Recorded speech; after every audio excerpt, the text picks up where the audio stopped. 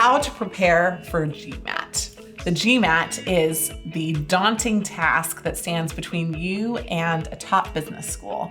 And when you're thinking about how to prepare for the GMAT, there are a number of things that you should be focusing on. I'm Jenny Ray LaRue, the Managing Director at Management Consulted, and our focus today, aside from helping people get into consulting, is how to get into top business schools that may give you a great platform for consulting. Some of you may be thinking about taking the GMAT now. Maybe you're in undergrad and wondering if business school is in your future. Some of you may be wondering if you should plan to do consulting now or at a later stage in your career. And ultimately, a lot of those are great questions that we answer over at managementconsulted.com. But today our focus is, how do you prepare for the GMAT? And when you're thinking about the GMAT, what are the key things that you should focus on?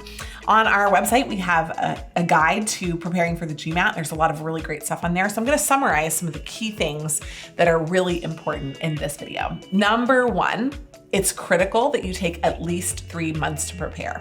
The biggest issue that we've seen is that people say, oh, I took the GMAT on a whim and I got a fill in the blank, 500, 600 something. It wasn't that bad.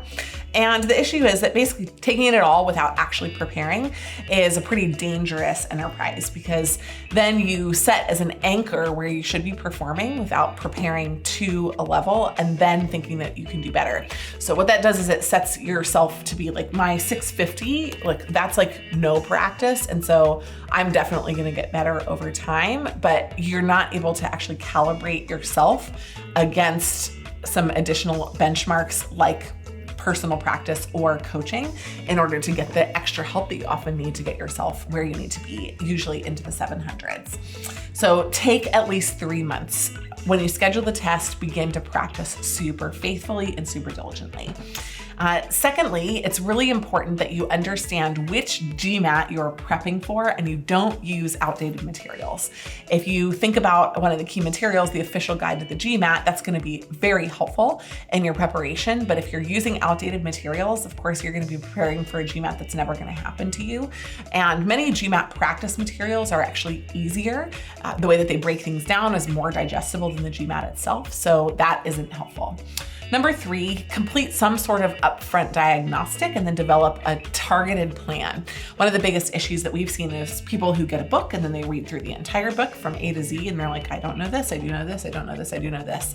If you take a test, a practice test, not a timed paid test, but a practice test first, and you understand what some of your key issues or areas are when you're working through the practice test, it gives you a really good sense of where you should focus your practice. That's the same approach that we take to the case interview when preparing for consulting. Don't focus on your strengths, focus on your weaknesses. Use your strengths when you're in the interview, but when you're prepping, you focus on the weaknesses and make sure that they're not a hindrance to you. Number 4, get help. Work with a group, work with a coach, work with a prep plan, work in a class, but it is highly, highly recommended that you get help.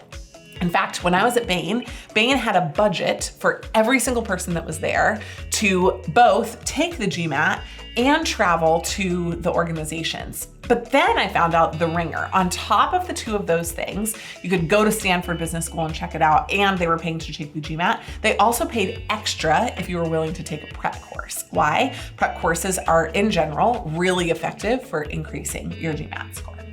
Number 5, follow very focused, deliberate GMAT practice principles when you're doing homework and working on practice problems. Set a calendar and hold things back like your favorite dessert until you actually do your homework. Set an accountability partner.